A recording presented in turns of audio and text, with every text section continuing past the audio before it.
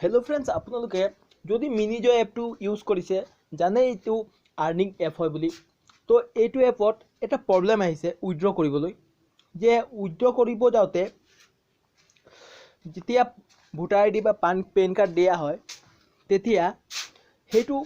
voter ID বা PAN কাৰ্ডটো মানে সাপোৰ্ট নকৰে বা ফেল মৰা হৈ যায় কিয় হয় এইটো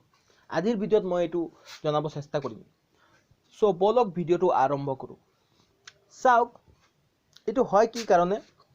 যেতিয়া আপুনি পেন কাৰ্ড বা ভোটাৰ আইডি এক্সাম্পল দিছো পেন কাৰ্ডে দিছে যেতিয়া পেন কাৰ্ডৰ অপশনটোত ক্লিক কৰিব যায় গ্যালাৰীত পেন কাৰ্ডৰ ফটোটো ল'ব যায় তেতিয়া হেতু নহয় কাট খাই যায় কিয় এইটো হয় সো চাওক এইটো আপোনালোকে যদি ঠিক কৰিব বিচাৰে তেনেহলে আপোনালোকে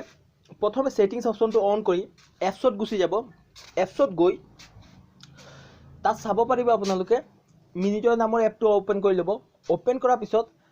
তাৰ যোন কিটা পাৰমিশন সেই সকলো পাৰমিশন অন কৰি দিব